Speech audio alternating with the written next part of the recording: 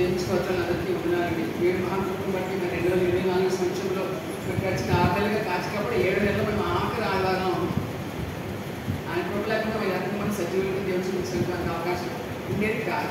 So దేవుని మహాకృపను బట్టి ఆయనకి సమస్త మహిమ గంట ప్రభావం చెల్లించుకున్నాం. సో మన బైబిల్ చూసుకుంటే మనం అందరం అనుకుంటామంటే చాలా మంది క్రైస్తవ కుటుంబంలో ఉంటుంటారు. క్రైస్తవులుగా చిన్నప్పటి నుంచి యేసు దేవుడిగా తెలిసి ఉంటారు. సరే కొంతమంది అలా కాకుండా వారు సొంత జీవితంలో ఒకరికొకరు వాళ్ళ స్నేహితుల ద్వారా కానీ లేదంటే ఎలాగైనా వాళ్ళకి వాక్యం తెలియపరచడం ద్వారా వారు దేవుని లక్ష్యంలో వచ్చి ఉంటారు. కానీ ఎలాగైనా సరే మనం దేవుడు చేసుకున్నాడు నిజంగా దేవుని మహాకృప. మరి మనం చూసుకుంటే మరి యేసు వారు ఎక్కడ పుట్టారండి? ఎప్పుడో ఇశ్రాయేలు ప్రజల మధ్య పుట్టారు. ఆయన కూడా ఇశ్రాయేలే కదా. మొట్టమొదటి దేవుడు మరి వారికి రక్షణ ఇవ్వాలని చెప్పి అక్కడ యేసుక్రీస్తు గారు పుట్టడం జరిగింది. కానీ వాళ్ళు యేసుక్రీస్తుని అంగీకరించారా నిరాకరించారు? నిరాకరించారు కదా. అందుకొట్టే కదా యేసు ప్రభువుని సిలువ వేశారు కదా. సో ఇలా చూసినప్పుడు మరి వాళ్ళు ఇప్పటికీ కూడా ఈ ఇశ్రాయేలు దేశంలో చాలా మంది ఇంకా యేసు వస్తారని ఎదురు చూసే వాళ్ళు ఎక్కువ ఉన్నారు. నిజంగా యేసు వచ్చేసారు, చనిపోయి తిరిగి లేచారు, పునరుద్ధానికి ఉన్నారు, ఆయన నామాన్ని బట్టి రక్షణని గ్రహించే వాళ్ళు చాలా తక్కువ మంది ఉంటారు. ఇప్పటికి ఇంకా యేసు వస్తారని ధర్మశాస్త్రం నిజమని వాళ్ళు అనుకుంటుంటారు. కానీ మనమైతే ఎప్పుడైతే యేసు ప్రభువుని తెలుసుకున్నామో మనం ఎలా ఉన్నా సరే ఎంతమంది అంటే చాలా మంది క్రైస్తవులు అంటే వాళ్ళకి ఏం చేసినా కూడా అయితే యేసుక్రీస్తు 12 శిష్యులు కూడా ఒక యోధాన్ని తను ఆత్మహత్య చేసుకున్నాడు. మీద 11 మంది కూడా మరి చాలా ఘోరంగా హింసపడి చంపబడ్డారు. కానీ వేసిన వాళ్ళు వదులుకోలేదు. రీసెంట్గా మన ఎగ్జాంపుల్ చూస్తే డాన్స్ స్టేస్ ఉన్నాయి. ఆస్ట్రేలియా మరి ఆ డైవర్జెంట్ ఇండియా వచ్చాడు. యేసు ప్రభు ప్రశ్నిస్తుంటే వాళ్ళు ఏం చేస్తారు? ఆయన పిల్లల్ని జీవితంలో ఉన్నప్పుడు కాల్చి వేసి చంపిస్తారు. కానీ వాళ్ళ ఆవిడ మరి లేడీ ఆవిడ వాళ్ళ మీద శిక్షలు ఇస్తారా లేదంటే వాళ్ళ మీద సాక్షి చెప్తే ఆవిడ ఏమన్నారంటే నేను వాళ్ళని క్షమిస్తున్నానని చెప్పారు. అటువంటి ప్రేమ అటువంటి కార్యం చేయడం అది దేవుడిని కలిగిన వాళ్ళకి సాధ్యం కానీ మిగతా వాళ్ళకి సాధ్యం కాదు. ఇప్పుడు మనం చూసుకుంటే లోకమంతా మరి చాలా ద్వేషంతోనూ కోపంతోనూ నింపబడి ఉంది కదా. నేను ఒక స్కూల్కి వెళ్ళాను, అక్కడ అంటున్నారు టీచర్ మేడం చిన్నప్పటి నుంచి పిల్లలకి చాలా ద్వేషం వచ్చేస్తుంది. అగ్రెసివ్నెస్ అంటే వాళ్ళ కోపం పెరిగిపోతుంది. ఎవరిలో కూడా ఈ యొక్క పేరు అంటే ఏదైనా ఇస్తామని చెప్పి ఎవరికైనా ఉంటే ఆ ఓడ్చుకునే ఓర్పు అనేది లేకుండా పోయింది. ఇంకా ఈ రోజుల్లో ఎక్కువైపోయింది. ఏం చేయాలని అడుగుతున్నాను కానీ. సో దీనికి కారణం ఏంటంటే మొట్టమొదటి పేరెంట్స్ చిన్నప్పటి నుంచి వాళ్ళకి తెలియచెప్పాలి. అలాగే టీచర్స్ కూడా వాళ్ళు కోఆపరేట్ చేయాలి. సో అది మనం పక్కన పెట్టి మరి యేసు ప్రభువు లోపలికి వచ్చిన ప్రెసిడెంట్ దాన్ని ఆయన అంగీకరించలేదు, ఆయన తిరస్కరించారు. చాలా మంది ఇప్పుడు అదే స్థితిలో ఉన్నారు. కానీ మనం చూసుకుంటే ఇక్కడ వాక్యం చూద్దామండి. రోమా 9వ అధ్యాయము 22 చూస్తున్నాను. మరియు మహిమ పొందుటకు ఆయన ముందుగా సిద్ధపరిచిన గౌరవపాత ఘటనలేలా అనగా యూదులలో నుండి మాత్రం కాక అన్యులలో నుండి ఆయన పిలిచిన మన ఎడల మనల్ని ఎక్కడ పిలిచాడు? యేసు ప్రభువు అన్యుల నుంచి మనల్ని పిలిచిన ఎడల మన ఎడల తన మహిమైశ్వరుని కనపరచవలన ఏమి? ఆయన తన మహిమైశ్వరుని కనపరచడానికి మనల్ని ఆయన ఏర్పాటు చేసుకుని ఆయన కృపను బట్టే మనల్ని పిలిచాడు. కాబట్టి ఇక్కడ ఏమన్నాడంటే 25వ వచనంలో నా ప్రజలు కాని వారికి నా ప్రజలను, ప్రియురాలు కాని వారికి ప్రియురాలను పేరు పెట్టును. సో మనం ఆయన ప్రజలు కాదు, ఆయన బిడ్డలు మనకు కాదు. ఆయనప్పుడు కూడా ఆయన మనల్ని ప్రియురాలని ఆయన ప్రజల్ని మనకి ఆయన పేరు పెట్టాడు. సో మనం చేసుకోవాలి బిడ్డలు ఎలా మనం నీతిమంతులుగా తీర్చబడతాం, ఎలా చేసుకోవాలి బిడ్డలుగా మనం పరిగణించబడతామో చూద్దాం. మరియు జరుగుడు ఏమనగా మీరు నా ప్రజలు కాదు, ఏ చోట వారితో చెప్పుకోబడిన ఆ చోటని దేవుని కుమారుని వారి. సో ఇస్రాయేల్ ప్రజలు కూడా ఏమనంటే మీరు నా ప్రజలు కాదు అంటారు. మళ్ళీ ఆయన ప్రేమతో మీరే నా ప్రజలు అంటారు. మీరు నా ప్రజలు కాదు యెహోవా వాళ్ళని శిక్షించినట్టు మాట్లాడతారు. మళ్ళీ ఆయన ప్రేమ పొంగొచ్చి మళ్ళీ వాళ్ళు తన బిడ్డలుగా అంగీకరించి వాళ్ళు చేసుకున్నట్టుగా మనం చూస్తూ ఉన్నాం. షేర్లో చెప్తూ ఉన్నాడు. మరి చూసుకుంటే మనం 27వ వచనంలో మరియు ప్రభు తన మాట సమాప్తం చేసి తృప్తిపరిచి భూలోకం నుండి దాన్ని నెరవేర్చుడు కనుక ఇశ్రాయేలు కుమారుల సైతం సముద్రం తీసుకోలేక ఉన్నాడు, శేషమే రక్షింపబడినది. సో ఈ యొక్క ఐగుప్తు దేశం నుంచి ఎంతమంది వెళ్ళారండి? 6 లక్షల కాల్వలు. ఇక చిన్నపిల్లలు ఇంకా స్త్రీలు ఇవన్నీ కంట్రోల్ చేసుకుంటే మరి ఎంతో మనకి ఎగ్జాక్ట్గా తెలియదు. అంతమంది బయలుదేరినప్పుడు కాలం దేశంకి ఎంతమంది చేరారు? కాలేదు, చాలా తక్కువ మంది చేరారు. సో అన్ని లక్షల మంది బయలుదేరితే చేరిన వాళ్ళు చాలా కొద్ది మందే కదా. ఇక్కడ చూడండి, అందుకని ఎంతమంది సముద్ర తీసుకువెళ్ళి ఉండను శేషమే రక్షింపబడను. సముద్ర తీసుకునేంత వరకు వాళ్ళు ఉన్నప్పుడు కూడా కొంచెం మాత్రం రక్షించబడతారు. యెషయాను ఇశ్రాయేలు గురించి బిడ్డగా పలుకుతున్నాడు. మరి యెషయా ముందు చెప్పిన ప్రకారం చలించే అధిపతి ప్రభు మనకు సంతానం శేషింప చేయకపోయినా సొదొమ వలె గుమ్మల్లా కోరిండు అని అట్లయితే మనం ఏమంటాము? ఈ యెషయా ఏమంటే ఆయన యెషయా ఆ యొక్క పట్టుదల గ్రంథకర్త నిజంగా ఆయన గట్టి శేషించలే, అంటే ఆయన గట్టి కొంతమందిని మిగల్చలేకపోతే సొదొమ గుమ్మలు ఎవరైనా మిగిలారంటే ఒకే ఒక్కరు బయటకు వచ్చారు. ఎవరు? లోతు. అతను భార్య పెట్టి వచ్చారు, కానీ భార్య అయితే మళ్ళా ఉప్పు స్తంభం అయిపోయింది. పెళ్ళలోను ఆ లోతు మాత్రం మిగిలారు. కాబట్టి అదే అంటున్నాడు ఇక్కడ వాక్యం. సో దేవుడిని కనికరించకపోతే వీళ్ళు కూడా సొదొమల గొదుమలు అయిపోతుందని చెప్తా ఉన్నారు. అట్లయితే మనం ఏమంటాము? నీతిని వెంటాడి అందులో నీతిని అనగా విశ్వాసముల నీతిని పొందిరి. ఇది ఎంత భాగ్యం చూడండి. నీతిని వెంటాడకపోయినా కూడా మనం ఆయన నీతిని పొందేవాడు. ఆయన కృపను బట్టి ఆ నీతి మనకు అనుగ్రహించాము. మనం అందరి లెక్కలోకి వస్తాము, మనం ఆ నీతిని పొందాము. అయితే ఇశ్రాయేలు నీతి కారణ నియమం వెంటాడను, ఆ నియమం అందుకొనలేదు. ఇశ్రాయేలు ప్రజలు ఏం చేశారు? వాళ్ళు పరిశీలన శాస్త్రం చూసుకుంటే, సద్దుర్గలు చూసుకుంటే వాళ్ళు ఏం చెప్తున్నారు? దేవుని ఆజ్ఞలు అనుసరించాలంటున్నారు, పాటించాలంటున్నారు. కానీ వాళ్ళు నిజంగా రియల్ లైఫ్లో పాటిస్తున్నారా?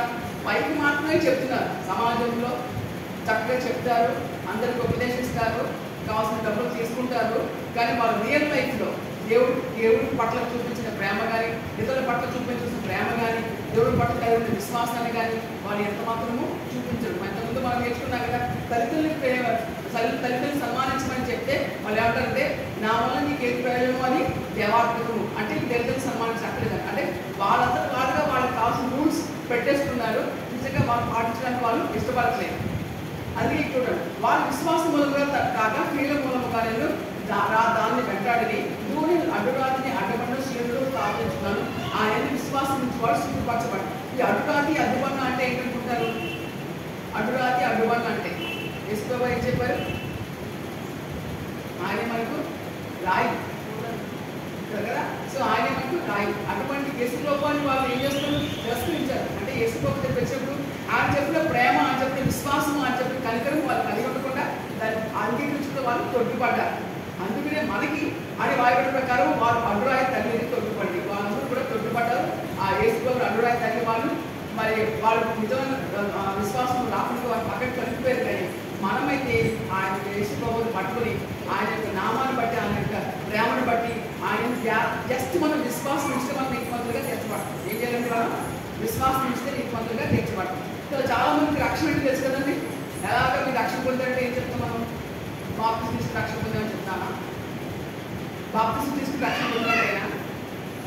కాబట్టి ఒకసారి చూద్దాం రక్షణ ఎలా అంటే. సో రోమ 10వ అధ్యాయం, సో 9 నుంచి 11 చదువుతానండి. యేసు ప్రభు అని నీ నోటితో ఒప్పుకొని, పక్కన ఏంటంట? యేసయ్యే ప్రభు అని చెప్పి మనం నోటితో ఒప్పుకోవాలంట. దేవుడు మృతుల్లో వేరుకుని నీ హృదయం విశ్వసించింది. దానికి కూడా ఏంటంటే దేవుడు యేసయ్యను మృతుల్లో నుంచి తిరిగి లేచాడని మనం హృదయమందు విశ్వసించినలా నీవు రక్షింపబడదు. రెండే రెండు. ఒకటి యేసు ప్రభువుని మనతో ఒప్పుకోవాలి, రెండు హృదయమందు యేసయ్యను దేవుడు తిరిగి లేపాడు అని విశ్వసించాలి. ఈ రెండు జరిగితే మనం రక్షించబడతాం. కాబట్టి మనం రక్షణ పొందాలంటే ఏదో చాలా కాంప్లెక్స్ వర్క్ అంటుంది, కానీ very very simple work. Very very simple work అన్నమాట. ఈ రెండు మనం చేసి రక్షించబడదు. ఏమైనా నీతి కలిగినట్లు మనిషి హృదయంలో విశ్వసించును. ఏం చేస్తాడా? హృదయంలో మనం విశ్వసించగానే మనకి నీతి కలిగి ఉంటాం. ఈ లోకంలో నీతి కలిగించి నీతి కలుగును. రక్షణ కలిగినట్లు నోటితో ఒప్పుకోదు. ఏ రక్షణ మన నోటితో అంటే దేవుడు చేసేది తిరిగి మరణించి ఏపటి మన హృదయం నమ్మితే అది మనం రక్షణతో రక్షణ నోటితో మనం ఒప్పుకున్నాం. ఈ రెండు మనకు చాలా ఇంపార్టెంట్. ఏదైనా ఆయన విశ్వాసం నుంచి వాడెవడు సిగ్గుపడేది లేకుండా చెప్పింది. ఎవరైతే ఏసైనా విశ్వాసం ఉంచారో వాళ్ళు ఎంత మాత్రము సిగ్గుపరచబడరు, అవమానపరచబడరు. కాబట్టి దేన్ని బట్టి మీరు దేవుని నమ్ముతున్నారు, దేవుని బట్టి ఏసైలోకి మీరు వచ్చారు, దాని పట్ల నా దేవుడు ఇది చేయగలడు అని మీరు విశ్వాసం ఇస్తే అది వాళ్ళు సిగ్గుపరచబడకుండా దేవుడే కాపాడతారు. ఇది చూడండి, యూదులని క్రిస్టియన్స్తో భేదం లేదు. ఒక్క ప్రభువే అందరికీ ప్రభువై ఉంది. ఒక్క ప్రభువే అందరికీ ప్రభు. ఈ భూలోకంలో ఎంతమంది ఉన్నారో అందరు కూడా ఆయనే ప్రభువై ఉంది. తనకు ప్రార్థన చేయవారు అందరూ ఇలా కృప చూపుటకు ఐశ్వర్యవంతుడై ఉన్నాడు. ఎంతమంది ఆయన ప్రార్థన చేస్తారో వాళ్ళందరికీ కూడా కృప చూపించడానికి ఆయన ఐశ్వర్యవంతుడై ఉన్నాడు. అనిల్ అంబానీ ఏంటంటే ముఖేష్ అంబానీ అనే ధనం తరుగుతుందేమో కానీ అలా ఇస్తూ ఉంటుంటే మన దేవుడు ఎంతమంది ప్రార్థన చేసినా వాళ్ళకి ప్రార్థన కావాల్సిందని ఇక్కడ ఇవ్వడానికి ఆయన ఐశ్వర్యవంతుడు అని చెప్పే వాక్యం మనం చూస్తున్నాం. ఎందుకనగా ప్రభువు నామం బట్టి ప్రార్థన చేయవాడు ఎవడు వాడు రక్షింపబడు. ఎవరైతే ప్రభు నామాన్ని బట్టి ప్రార్థన చేస్తారో వారందరూ కూడా రక్షించబడతారు. కాబట్టి ఈయన మనం రక్షణ పొందినట్టే కాదా? రక్షణ పొందినట్టే కదా. ఈ రక్షణ మనం కొనసాగించాలి. ఎలా కొనసాగించాలో అని మనం తెలుసుకోవాలనుకుంటే సో ఇంతకుముందు విషయాలు సున్నతి అని పొందాలి. అంటే వాళ్ళు దేవుళ్ళలోకి వచ్చారంటే ప్రతి మగ పిల్లవాడికి కూడా 2 దినాల సున్నతి జరిగించాలి. లేకపోతే వాళ్ళు ఆ యొక్క పర్టికులర్ పర్సన్స్గా వాళ్ళు అంటే ఆ పర్టికులర్ పర్సన్స్లో అంటే ఆ యొక్క జనాలలో వాళ్ళు పరిగణించబడరు. సున్నతి లేకపోతే ఆ జనాలలో వాళ్ళు పరిగణించబడరు. కానీ ఇప్పుడు సున్నతి అవసరం లేదు. కానీ సరే మనం చూద్దాం. సో ద్వితీయోపదేశకాండము 30వ అధ్యాయము 5-6 వచనం చూడండి. నీ పితరులను స్వాధీనపరిచిన దేశంగా నీ దేవుడైన యెహోవా నిన్ను చేర్చును. నీవు దాన్ని స్వాధీనపరుచుకుందు. ఆయన నీకు మేలు చేసి నీ పితరుల కంటే నీకు విస్తరింపచేయదు. ఏం చెప్పంటే దేవుడికి ఏదిస్తే దాన్ని స్వాధీనపరుచుకుంటావో అంత మాత్రమే అక్కడ నీ దేవుడు విస్తరింపజేస్తాడు. అంటే దేవుడు ఇంకా వెంటబెట్టిస్తాడు, ఆశిస్తాడు. అదే అర్థం దానికి. ఇంకా చూడండి, మరియు నీవు బ్రతుకుడిగై నీ పూర్ణహృదయంతో నీ పూర్ణాత్మతోను మనం ఏం చేయాలంట? మనం బ్రతకాలంటే ఏం చేయాలి? పూర్ణహృదయంతో పూర్ణాత్మతో నీ దేవుని యెహోవాను ప్రేమించినట్లు ఆయన మనం పూర్ణహృదయంతో పూర్ణ ప్రేమించినట్లుగా నీ దేవుని యెహోవా తనకు లోబడుటకు నీ హృదయమునకు నీ సంతత హృదయమునకు సున్నతి చేయదు. హృదయానికి సున్నతి దేవుడే చేస్తాడట. దేవుడే చేస్తాడు సున్నతి. కానీ మనం ఏం చేయాలి? ఆయన తట్టు తిరగాలి. ఆయన మనం ఆశ్రయించాలి. ఆయన ప్రార్థించాలి. ఆయన దగ్గర మనం తగ్గించుకోవాలి. ఇవి చేస్తే మన హృదయానికి ఆయనే సున్నతి చేస్తాడు. ఈ యొక్క హృదయాన్ని సున్నతి దేవుడు మనందరికీ కూడా జరిగించడానికి. సో ఇటువంటి హృదయాన్ని సున్నతి మనం చేసినప్పుడు మనం ఏం చేస్తాం? పూర్ణ హృదయంతో పూర్ణాత్మతో ఆయన ప్రేమిస్తాం. సో మన దేవుడు ఎంత మంచి దేవుడు అంటే ఎవరు కూడా మనం ఎక్స్ప్లెయిన్ చేయలేము. ఎంత మంచి దేవుడు ఇదంటే మనం ఎలా మన మాటలు వివరించలేము. మన మాటలు ఏమాత్రం కూడా ఆయన్ని వివరించలేము. అంత అది అనుభవించిన వాళ్ళకి అర్థమవుతుంది. కానీ సో మాలో మాటలు ఎక్స్ప్లెయిన్ చేయడం చాలా చాలా కష్టపడి కొన్నిసార్లు మనం నిజంతో అనిపించిన అనుభవాన్ని బట్టి మన ఇద్దరు కొంతవరకు ఎక్స్ప్లెయిన్ చేయించేమో. కానీ ఆయన ఆయన ఆయన అంతా అంటే ఆయన గురించి సమస్తం తెలియజెప్పడానికి మన సాధ్యం కాదు. సో నేను చిన్న ఎగ్జాంపుల్ చెప్తాను. ఈ స్కూల్లో నేను ప్రిన్సిపల్గా పనిచేస్తున్న సంగతి మీ అందరికీ తెలిసిందే. సో ఈ సీనియర్ స్కూల్ వాళ్ళు అంటే రీజియనల్ ఆఫీస్ వాళ్ళు ఏం చేస్తారంటే కొంతమంది సెలెక్టెడ్ ప్రిన్సిపల్స్ని వేరే వేరే స్కూల్కి రిసోర్స్ పర్సన్స్గా పంపిస్తూ ఉంటారు. సో మాకు ముందుగానే చెప్తారు. మేము ప్రిపేర్ అయితే అక్కడికి వెళ్ళి ఆ పర్టికులర్ దాంట్లో ఆ వేరే టీచర్స్ మేము ట్రైనింగ్ ఇవ్వాలి. ఇలా నేను డెబ్బై స్కూల్కి వెళ్ళాను, శ్రీ ప్రకాష్కి వెళ్ళాను. సో చాలా బ్రాంచెస్ నేనైతే వెళ్ళాను. దాంతో ఈ వారంలో 18th నాకు వాళ్ళు కాల్ చేశారు. మేడం సడన్గా వేరే ఆయన హ్యాండ్ ఇచ్చారు, మీరు ప్రెసిడెన్షియల్ స్కూల్కి వెళ్తారా అని అడిగారు. నేను అనుకున్నాను ప్రెసిడెన్షియల్ స్కూల్ ఇంత ఉదాహరణ కూడా ఉంది దగ్గరే కదా అని చెప్పేసి నేను చెప్పి ఓకే అని చెప్పాను. లేదా మెయిన్ చూసుకుంటే అది ఎక్కడ ఉందంటే కాపులప్పాలో ఉన్న స్కూల్, చాలా దూరం. సో నేను అడిగే క్లాస్ గారికి ఒక ఉంటుంది ఏమంటే ఆయన నాకు జాబ్లో ఇంపార్టెంట్ వర్క్ ఉంది, నేను తీసుకెళ్ళని చెప్పి ఆయన చెప్పారు. మా పెద్దపై కావాలి కూడా కాలేజీ ఉన్నారు. నేను అనుకుని ఇద్దరు అవకాశం తీసుకెళ్తారు, అనుకుని ఇద్దరు తీసుకెళ్ళి అలాంటి అవకాశం లేదు. నిజంగా మీరు నమ్ముతారో లేదో నేను ప్రే చేసుకున్నాను. నేను గురువారం ప్రే నాకు వచ్చిన ఇన్ఫర్మేషన్ బుధవారం, నేను గురువారం ప్రే చేసుకున్నాను. బాబా నేనేకి ఒంటరిగా వెళ్ళడానికి నాకు క్యాంప్ బుక్ చేసుకోవడం అనేది నాకు తెలియదు. కానీ నాకు రూపాయి ఖర్చు లేకుండా నేను అక్కడ వెళ్ళి రావాలి, నీవే సహాయం చేయాలి. నేను ప్రార్థన చేసుకున్నాను. ఎప్పుడు నాకు ఇప్పుడు వరకు తెలుసుకోలే ఎవరు కూడా నాకు ఇలాగ సహాయం చేసిన వాళ్ళు ఎవరు లేరు. నేను శుక్రవారం ప్రార్థన చేస్తున్నాను. నాకు తెలుసుకుని వెళ్తే నాకు వచ్చేప్పుడు కావచ్చు. అది ఎవరు అన్నుండవు కాల్ చేసి అసలే వెళ్తే ఆయన అన్నారు, మేడం మేము శ్రీప్రకాష్ స్కూల్ నుంచి మాట్లాడుతున్నాము, రెసిడెన్షియల్ స్కూల్ నుంచి మాట్లాడుతున్నాము. సో మీకు ట్రాన్స్పోర్ట్ కావాలా? నాకు నేను చాలా సంతోషపడింది. సో కావాలి అని చెప్పాను. వాళ్ళు అన్నారు, మేడం మేమే మీకు వెహికల్ అరేంజ్ చేస్తాము, మీరు టైం చెప్పండి అని చెప్పాను. సో సరే టైం ఆ రోజు మళ్ళా జర్నీ ఉంది కాబట్టి సో మార్నింగ్ మీరు 8 అలా వస్తే సరిపోతుందని నేను చెప్పాను. మళ్ళీ కాసేపు కాల్ చేస్తే వాళ్ళు అన్నారు, మేడం మీకు సిబిఎస్ మీకు అమౌంట్ ఇస్తుంది కదా ట్రాన్స్పోర్ట్ కోసం అని అన్నారు. అవును ఇస్తుందని మీరు అమౌంట్ అయితే ఇస్తుంది, మీరు అరేంజ్ అయితే చేయండి, లేదంటే నేను ఇంకేదో ఒక ఏర్పాటు చేసుకుంటానని నేను అంతా చెప్పాను. మళ్ళీ ప్రార్థన చేస్తాను, బాబా మళ్ళీ వాళ్ళు క్యాన్సిల్ చేస్తారేమో, మరి అమౌంట్ అయితే ఇస్తుంది కానీ సిబిఎస్ఈ బట్ వెళ్ళడానికి నాకు అలా ఒకదానికి నాకు కొంచెం ఇబ్బంది అని మళ్ళీ పే చేసుకుంటే మళ్ళీ వాళ్ళు నాకు క్యాబ్ డ్రైవర్ నెంబర్ కూడా పెట్టి మేడం మీరు కాంటాక్ట్ చేసి మీరు అందరూ వచ్చేయండి నాకు వాట్సాప్ మెసేజ్ కూడా పంపించారు. నేను అప్పుడు తర్వాత నేను చాలా చూపించాను, ప్రభావ నేను ఎంత గొప్ప చేయడం అంటే మేము అసలు ఇప్పటివరకు నా జీవితం జరగలేదు. కాబట్టి ఏ స్కూల్ కూడా వాళ్ళు అంత లైఫింగ్ నాకు ప్రొవైడ్ చేయడం జరగలేదు. కానీ ఈ విషయం ఎంత గొప్ప చూపించావు ప్రపంచం దేవుడికి చాలా చూపించాను. అదే అంటారు మన దేవుడు మన పట్ల ఏదైనా చేయడానికి సిద్ధంగా ఉంటాడు. మనం చేయాల్సిన ఆయన దినాన్ని మనందరూ కూడా హృదయాన్ని సుమతి చేసి ఆయన ప్రేమించినట్లుగా అటువంటి హృదయాన్ని మనం దయచేది కాక. ఇంకా మనం చూసుకుంటే 6వ వచనం అయిపోయింది కదండి. తర్వాత 7 అప్పుడు నేను హింసించి నీ శత్రువుల మీదకి నేను ద్వేషించు వారి మీదకి యెహోవా ఆ సమస్త శాపంలో యజమానునికి దేవుడు మనకు తోడుకుంటే ఏదైనా చేప మన మీదకి వస్తే ఆ చేప మన మీదకి రా ఎక్కడికి వెళ్తారా? శత్రువుల మీదకి వెళ్తారు. మన శత్రువుల నుంచి మనం ఏమి బాధపడక్కర్లేదు. మనం అనుకుంటాం ఏంటి మా ఫ్యామిలీ వస్తే అయ్యింది నాకు ఇబ్బంది పెడుతున్నారు, మా చుట్టాలు ఏంటి మాకు ఇబ్బంది పెడుతున్నారు, అంటే మా ఆఫీసర్ కొలీగ్స్ ఏంటి మాకు ఇబ్బంది పెడతాం అనుకుంటాం. కానీ వాళ్ళ గురించి మనం ఏమీ ఆలోచించాలి. దేవుడికి అప్పచెప్పుకుని ఏ సమస్య ఉన్న బాబా నాకు సమస్య ఉంది, నాకు సహాయం చేయండి అని దేవుడు కూడా అప్పచెప్పుకుంటే ఆయనే ఆ విషయంలో సహాయం చేసి మనకు తెలియకుండానే ఆ విషయంలో మనకు ముందర దేవుడు కలగడేస్తాడు. నమ్ముతున్నాం లేదు కదా? నేనైతే చాలా అనుభవించాను. చాలా సంవత్సరంలో నా పక్కన చాలా ఇబ్బంది కలిగించినప్పుడు నేను కన్నీటితో ప్రార్థన చేసుకుంటే ఎలా ఎక్కువ అక్కడ వెళ్ళిపోయేవాడు. దేవుడు గొప్ప కార్యం చేస్తాడు. అనేక ఎగ్జాంపుల్స్ నా జీవితంలో దేవుడు చేశాడు. దేవుడు గొప్ప కార్యం చేస్తాడు. ఇంకా మనం చూసుకుంటే 10వ వచనం నేను లాస్ట్ పార్ట్ 4th లైన్ చదువుతున్నానండి.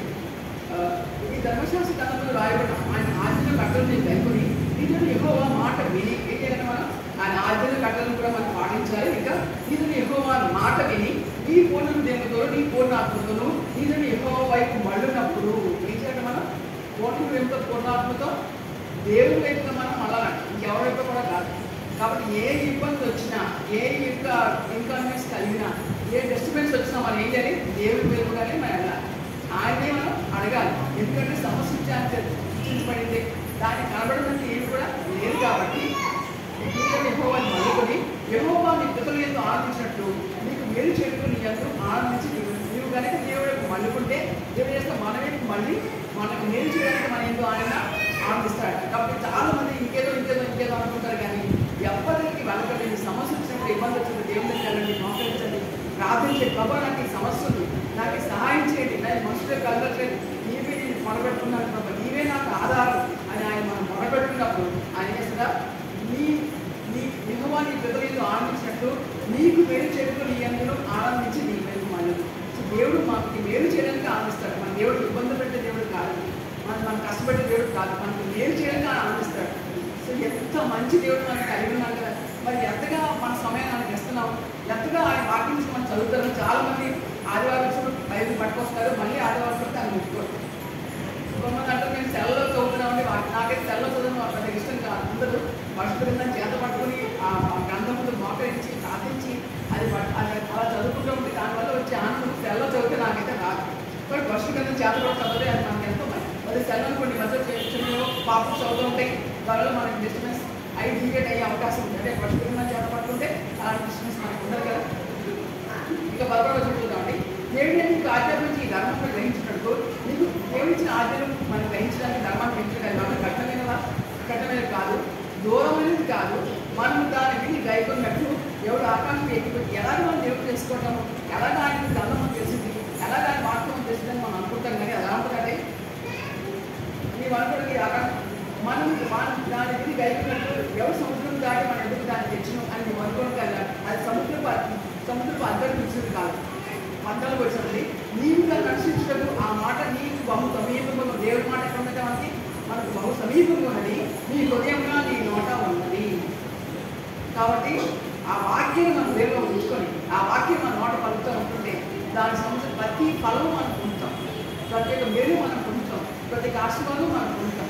ఏం చేయాలి? మనం వాక్యాన్ని దేవులు ఉంచుకోవాలి, ఆ నోట్లో దాన్ని పలకాలి. ఇందాక మనం ఏం నేర్చుకున్నాం? రక్షణ వస్తుందండి, యేసు ప్రభు నీ నోట్లో ఉంచుకొని అంతే లేచి నీ హృదయాన్ని విశ్వసిస్తే నువ్వు రక్షించబడతావు. అలాగే మనం నీతిమంతులుగా చేర్చబడతాం. కాబట్టి ఈ వాక్యం హృదయంలో ఉంచుకొని నోట్లో పలికినందువల్ల మన దాంట్లో ప్రతి ఫలం. ఎందుకంటే మన గురించి నిజమైన దేవుడు ఒక వాక్యం జీవవాక్యం. ఆ జీవవాక్యం మనం పలికినప్పుడు ఆ యొక్క జీవం మనలో కార్యాలను కలగజేస్తుంది.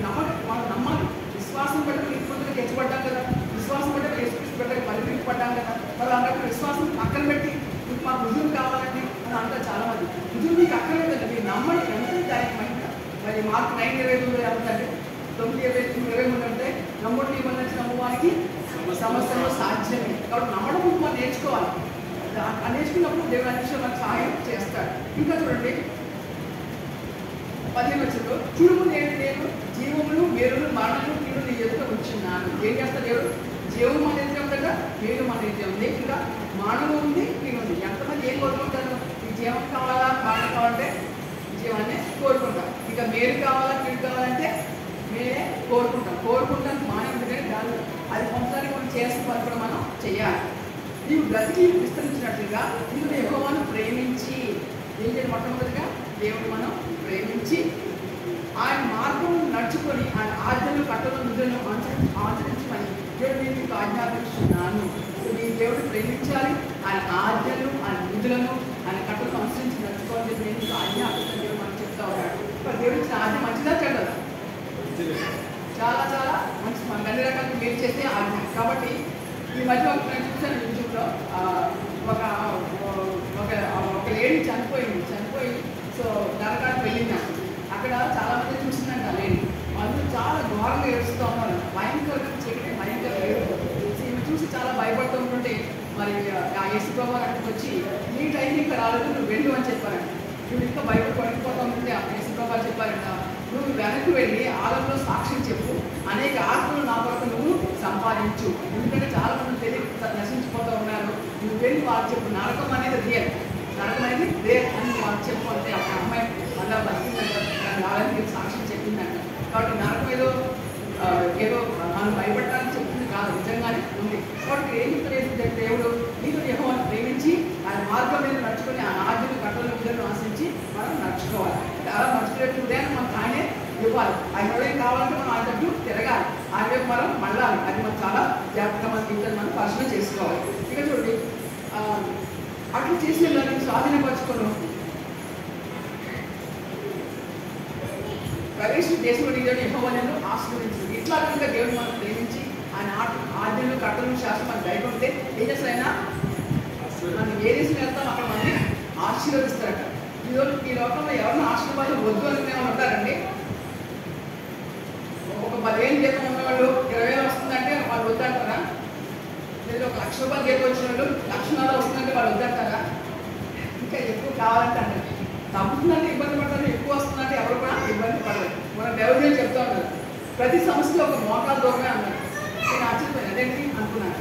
మళ్ళీ కొంచెం డీటెయిల్గా చూస్తే ఆయన చెప్తారు, ప్రతి సమస్యకి ఈ మోకాలు వచ్చి దేవుని దగ్గర మొదలుపెట్టి ఆ సమస్యకి పరిష్కారం ఆయన ఇస్తారు అని చెప్తే బాగా అనిపించినారు.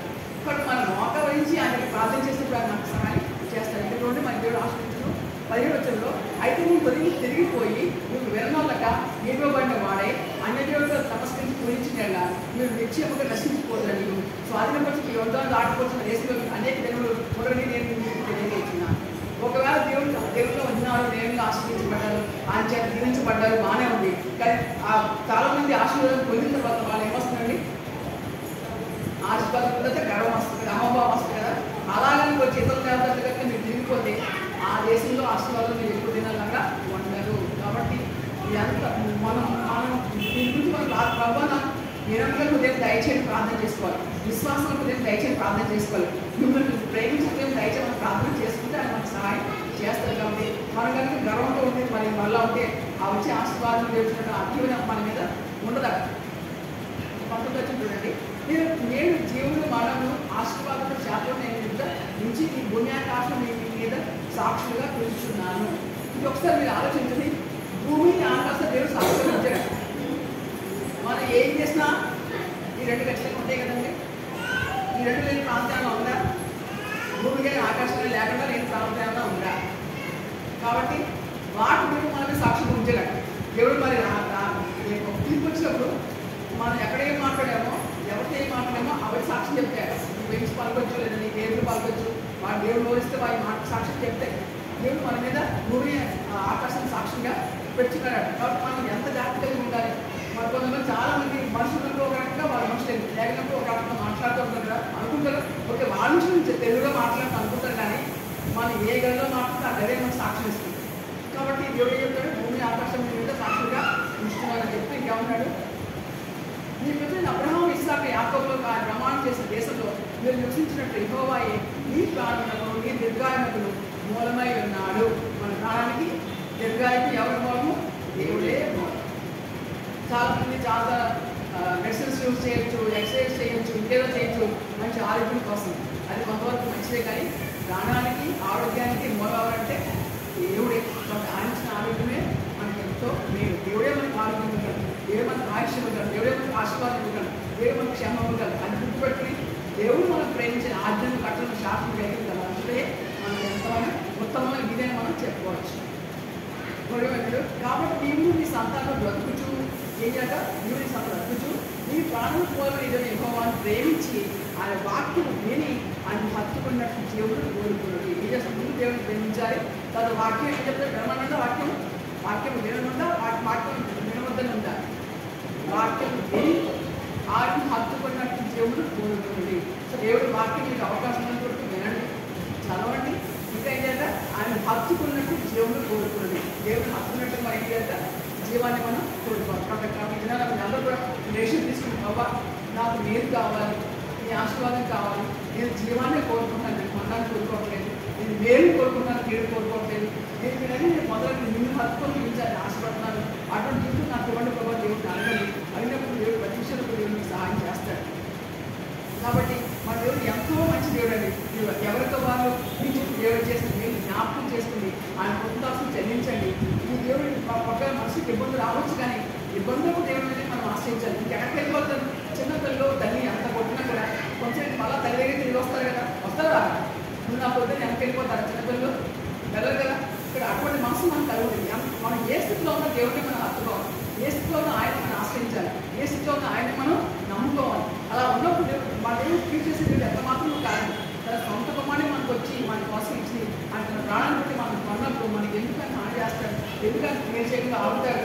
కాబట్టి మనం ఆయన జరగాలి. మనలో మనకి ఏదైనా మేలు పొందడానికి పోతుంటే మనలో తప్పేగా దేవుడు తప్ప కాదు.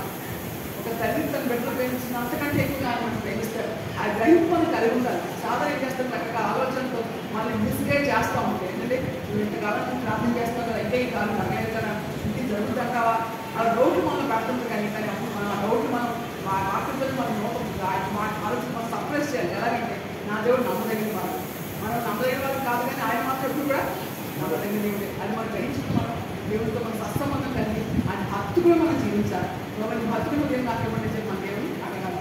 సో పేర్కొన్న చదివాం కదా, కొన్ని వచనాలు చూపిస్తాను. ఇక్కడ చూడండి, నా నీతికి ఆధారము దేవా, నేను మొరపెట్టినప్పుడు నాకు ఉంటుంది. మా నీతికి ఆధారం ఎవరంట? దేవుడే. మనం ఎన్ని మంచి కార్యాలు చేసినా, ఎంత మంచిగా జీవించినా మా నీతి మాత్రం కూడా దేవుడి ఇష్టం. ఎందుకంటే ఇది కాదు, కానీ ఆయనే మనకి నీతిగా మన విశ్వాసం నుంచి ఆయన మన నీతి మొదలుగా తీసుకుంటే ఇక్కడ ఆయబడింది. నేను మొదలుపెట్టినప్పుడు నాకు ఉంటుంది. ఇంట్లో నాకు విషయాలు కలెక్ట్ చేసిన మనం నీవే. ఎంత ఇంట్లో ఉంది నాకు ఇంట్లో ప్రాబ్లం, చాలా అప్సెట్గా ఉంది, ఏమీ లేదని మనం అనుకుంటాం, కానీ అందరూ విషయాలు కలెక్ట్ చేసి కూడా ఆయనే. నన్ను గర్వించి నా ప్రార్థన అన్నిటికీ ఉంటుంది. ఇంకా చెప్తాను దాని మన కీర్తనలు ఎంతో చక్కగా ఉంటాయి. కొన్ని వచనాలు అయితే మన హృదయానికి దగ్గరగా మనం అనుభవిస్తున్న సిచ్యువేషన్ దగ్గరగా మనకు ఉంటాయి. కాబట్టి ఈ కీర్తన చదవడం కూడా మనం ఎంతో ఆనందించబడతాం. ఎందుకంటే ఎంతకాలం వ్యర్థమైన దాన్ని ప్రేమించలేదు, ఎంతకాలం అబద్ధమైన మాటను వెతకగలరు. కాబట్టి అబద్ధమైన వెతుకుగా మనం ఉన్నామేమో, అబద్ధమైన ప్రేమించడం మనం ఉన్నామేమో మనం జ్ఞాపకం చేసి దాన్ని మనం విడిచి పెట్టాల్సిన సందర్భం ఉంది. ఇంకా చూడండి 4వ వచనంలో బైబిల్ ఉంది, పాపం చేయకూడదు. ఏంటంటే ఈ పాపం చేస్తే దీని పర్యవస్థానం నేను అనుభవించాలి. పాపం చేసి మనం చక్కగా ఏంటంటే బాబా క్షమించాలంటే కాదు, కానీ పాపం చేసిన దాని పర్యవస్థానం అనుభవించాలి. బయట మనం ముందుగానే పాపం చేయకుండా మనం జీవించాలి. బట్ నేను మనం అడగాలి, బాబా ఈ పాపం నేను చేయలేదు, స్నేహితులు ఉండొచ్చు, వారికి ఏదో చేయమని నేను అనుకోవచ్చు, కానీ మనం ఏం చెప్పి నేను దేవుడిని బిడ్డని, ఇటువంటి పాపాన్ని నేను చేయను, నేను క్రైస్తవులు మాకు చెప్పాలి. ఇంకా చూడండి 7వ వచనంలో వారి దాని రాక్షసు విస్తరించిన సంతోషం కంటే అధికమైన సంతోషం మీరు నా హృదయంలో పుట్టించేది. సంతోషం పుట్టించేది ఎవరండి? దేవుడే. చాలామంది ఎలక్షన్స్ కొంతమంది తాగితే సంతోషం అనుకుంటారు, పేరు తాగితే సంతోషం ఉంటారు, కొంతమంది ఇంకా తాగితే సంతోషం ఉంటారు, దానివల్ల సంతోషం. కానీ అధికమైన సంతోషం నీ హృదయంలో పుట్టించే దేవుడే మనకు. నిజంగా దేవుడు మనం ఆరాధించినప్పుడు, ఆయన పుట్టించినప్పుడు ఆయన పాదలకు వచ్చే సంతోషం ఎంతో గొప్పది. అది దేవుడు సాటి రాదు. అందుకంటే మధ్య ఎట్లా ఏమంటే యెహోవా నమ్మకం పట్ల ఎదుర్కోదు, నేను ఒంటరిగా ఉండేది మీరైతే సురక్షితంగా. ఈరోజు చాలా ఒంటరిగా ఉంటాను కదా. సో రకరకాల కార్మికులు పెద్దవాళ్ళు అయిపోతారు, ఇంట్లో వేరే ఊళ్ళో వాళ్ళు ఉంటారు, ఉద్యోగం ఇస్తారు, చాలా మంది ఒంటరిగా ఉంటారు. కానీ ఇక్కడ ఏమంటారు, నేను ఒంటరిగా ఉన్నాను, మీరైతే సురక్షితంగా చేయండి. కాబట్టి ఇంకొక విశ్వాసం మనకు కలిగి దేవుడు హత్తుకుని గురించి మన విషయాలు దయచేసి ఇంకా ఎక్కువగా వాక్యం చదవండి, వినండి. దేవుడు హత్తుకుని జీవించండి. ప్రతి ఒక్క విషయంలో ప్రతి ఒక్క కుటుంబంలో ఒక్కొక్క మెయిన్